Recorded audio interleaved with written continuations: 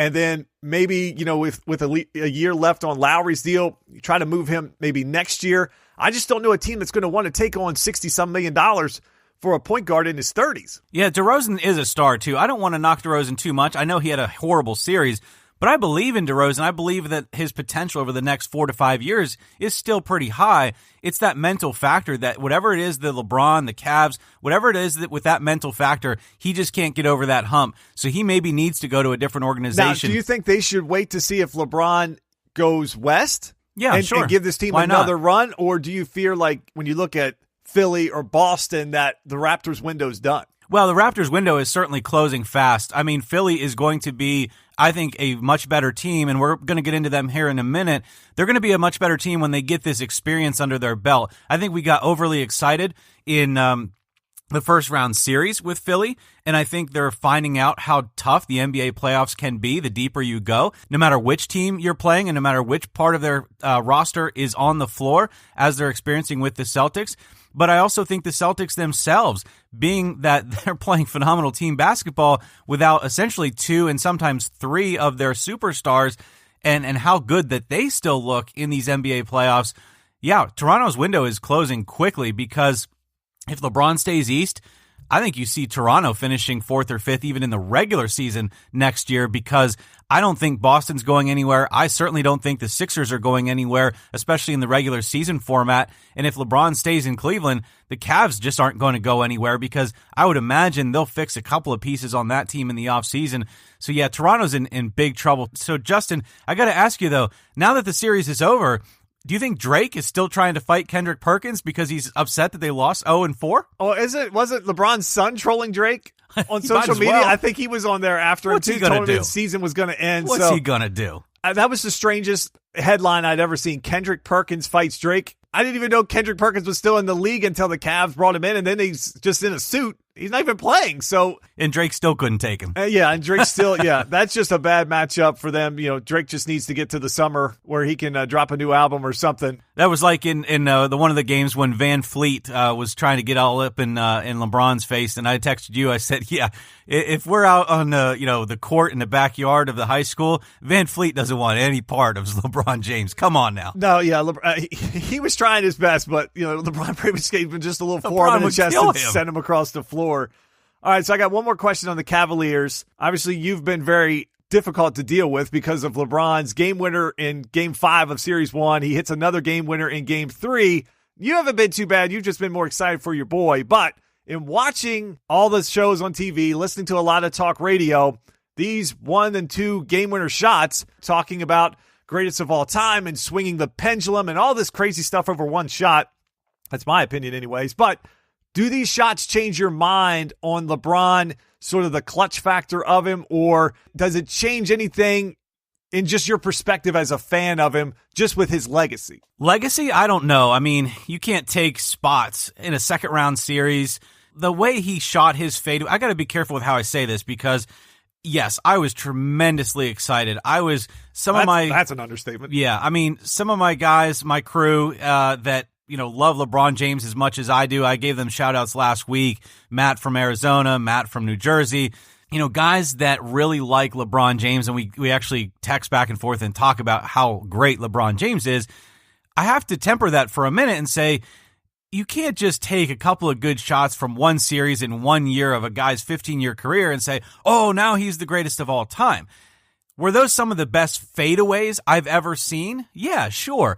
Would I want LeBron James, shooting the final shot for the fate of the world over someone like Kobe or Michael Jordan? No. I mean, that's just not the case. Michael Jordan would have my money put down on him for the fate of the world every single time over LeBron James. So that shot or those combination of fadeaway shots and game winners don't change his legacy in terms of greatest of all time.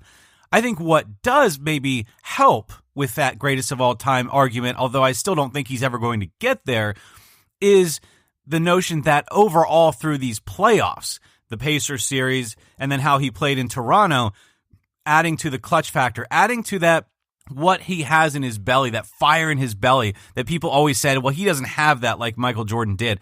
I think we are seeing over the last 6 or 7 years, and I think basically it happened after Miami lost to Dallas in the first season of the Miami, super team. I think that's when LeBron started to get the fire in his belly. And we see that throughout the rest of his career now. Was he clutch? Yeah. I had a great conversation. Well, I don't know how great it was. We almost ended up arguing back and forth over text, but one of my best friends, Tony, I've talked to him before. He's a co-host of CNT Talks podcast, which you guys should really listen to if you're into politics. But one of my best friends in the world, Tony Lucido, he's the godfather of my children, in all honesty. Great friend of mine. I would trust him with anything, but he's a huge MJ fan. I think if he were in the studio with us tonight, he would sit on your side of the table, Justin.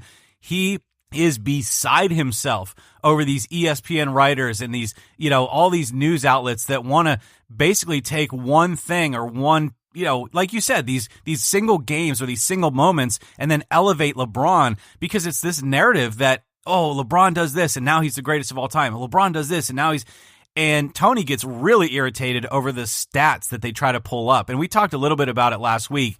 That, he, in the last 5 seconds of closeout games, he has more game winners than Michael Jordan, and Tony's not into that stuff at all. Tony says, hey, 6 titles out of 6 chances, Michael Jordan, best player of all time. It's really that simple. So no, Justin, I know that's a long-winded answer of saying that you're safe with me. I don't think that elevates LeBron to the greatest player of all time. I don't think it really changes anything. But you do have to add in how he's played in this playoff series, not only against Toronto and Indiana, but the 15th year of his career in total is one of the best seasons he's ever had. And so I think you have to at least give him credit for the longevity of his career and the fact that as a 15th year player, look at the guys that were in his same draft class. He's dominating all of them in terms of career statistics and everything. So it has to count for something. And those fadeaways were just sick. I mean, the other thing is you can't count on that. LeBron's not going to do that every game. He's not going to do that in the next series or in the finals against Golden State probably. It's just not going to happen. But watching it in the moment, oh my gosh, I was going crazy watching those fadeaways in the Toronto Game 3. Oh, I'm sure you were. And look, they're great shots, but again, it's like we talk about with Twitter. If LeBron has a bad quarter, a bad half, a bad game, you know what happens then with the people that are trying to troll LeBron. Yeah, this is why MJ never had a bad game. MJ never had a bad quarter. But then at the flip side, and again, this isn't you, this is more of a media-driven thing, so I agree with Tony 100%. That's what's in my notes. He hits a fadeaway for a win, and everything that you see from ESPN shows from when you wake up in the morning and it's Get Up and the 15 people that watch that show, and then Golick and Wingo, all the way on down. Every time, then you get the First Take, and then even if you get on FS1 and Undisputed, all these shows, it's all it is greatest of all time, Jordan versus LeBron. Every stat ESPN puts up on their shows, on social media, on Twitter, or always have some notation about Michael Jordan. And it's like, where did that come from? Why does that even need to be said at this point? That's where it gets old to me as a fan, because the media tries to make it. And I know what ESPN's trying to do. Look, we've talked about this before. They have a partnership with the Uninterrupted. That's a venture partnership with LeBron James. We talked about that with the piece they did with Kevin Durant and the Trump issues and stuff. That's a piece where they're making money off each other. ESPN has a contract to cover the Eastern Conference Finals. For years, they've had the NBA Finals. Well, who do you want in there? LeBron James. Who do you want to build up? Who do you want kids and millennials to think is the greatest of all time? They want to have eyeballs on there, so it's like, oh, you're watching greatness now. You're watching the greatest of all time. You can tell your kids about this. You can do this and that. It feels like, again, one of the reasons we started this podcast was we wanted to get out of narrative-driven topics. And sometimes I wonder, do these guys even know?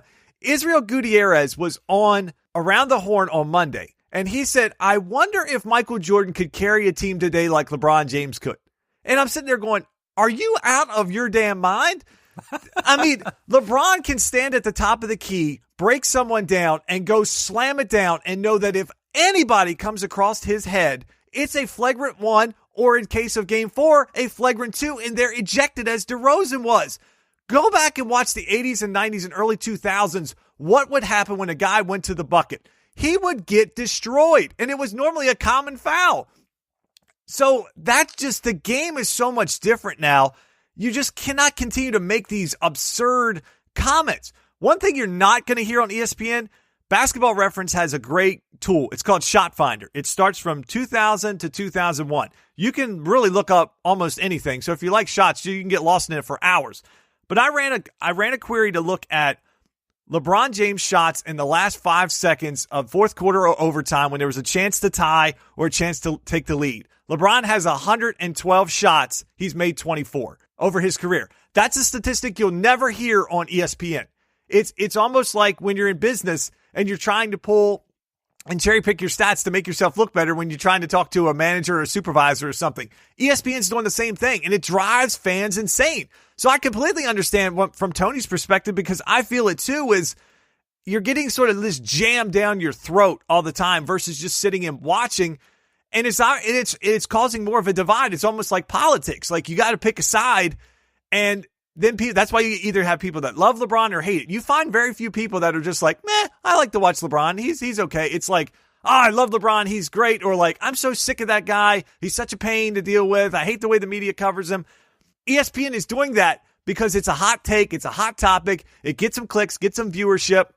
The more eyeballs they get on their games, the more advertisement they make. It's just this cyclical thing. But yeah, I completely get his point because it drives me crazy. It's like, oh, okay, LeBron has X amount of triple-doubles in the playoffs. And then down to bottom, Michael Jordan only had this many. Okay, well, the game was kind of different then. Like, that wasn't Jordan's role then. That wasn't his role, that's right. And then in 15 or 20 years, guess what they're going to do to LeBron? Somebody else is going to come along, and they're going to do the same crap to LeBron. And the fans are going to be put on one side or the other. It's either going to be points or triple-doubles or statistics. And that's when you and I have this argument a lot about stats. Stats get dangerous because the game is changing so much. Offense is at a premium. The NBA doesn't really value defense. Look at how many guys have come into the league in the last 4 or 5 years that are putting up triple-doubles. It's not going to take but a couple guys to come in, and if they can average close to a triple-double, you're going to look back one day and go, well, so-and-so's got 2 titles, and he's got better assists and rebounds than LeBron. He doesn't have the points, but he's statistically a better player. Those things get dangerous for arguments. So I think what ESPN is doing, it's a disservice to the fans. Yeah, and for the record, I think that's a great summary. And for the record, I agree with Tony about this. I agree with you about this. I'm equally as annoyed with ESPN. I very rarely watch ESPN, to be honest with you. What I watch of ESPN just watch the games, is basically. This live sports. That's right. I don't watch SportsCenter at 6. I stopped that with Jamel Hill and the whole thing. I mean, who? Yeah, exactly. I don't watch SportsCenter at 6. I don't watch First Fake. I don't watch, even on Fox Sports, I don't watch Nick Wright, even though he's a LeBron homer. I actually think he's so far over the top that he makes us look bad. He makes other LeBron homers look bad because he talks about stuff that just is like, come on, Nick, come on. It's what we talk about with the media. So I 100% agree with Tony on that. So to wrap this up, I think what's most annoying to me as a LeBron fan, and I think we need to actually have a conversation between you and me, Justin, because this is what we argue about. This is what Tony and I argue about. It's this notion that, okay, which is more important now? Cumulative stats or overall titles, or how do we rank these players? LeBron's not done, so it's impossible to rank him anyway. But that is going to come into the conversation. When I was yelling at Tony over text a week ago, and I'm sorry, Tony, and you don't listen to this podcast anyway, but he doesn't even listen to his own podcast. He doesn't listen to any podcast, so he would laugh if he heard me say that. But one of the things I said to Tony is, if you're really a Michael Jordan apologist, you know who you should be worried about right now? It's not LeBron James. It's Russell Westbrook. Because that guy is racking up cumulative stats like nobody's business, and he has no titles. So 5 years from now, 7 years from now, Justin, that's exactly what you're talking about, is that we're going to be looking at Russell Westbrook and how high he is on all these cumulative rankings for a guy who has no titles. And people are going to be talking, because LeBron will be retired at that point, it'll be Russell Westbrook. Oh, when does he become the greatest point guard of all time? When does he become the greatest guard of all time? Jordan was a guard. So I think if people want to be worried, don't be worried about power forward LeBron James. He's trying to beat Karl Malone and other power forwards. And yes, I know he's chasing the ghost, but Russell Westbrook has done nothing in the playoffs, and people get all excited about him. So let's have this conversation on another show. Let's talk about when we get all said and done, what's more important, the longevity of a career, the cumulative stats for a guy like LeBron James, who I think will finish at 3, no more than 4 titles, against a guy like Jordan, who also has phenomenal cumulative stats, a fantastic playoff record, and 6 out of 6 in the NBA Finals? How do you compare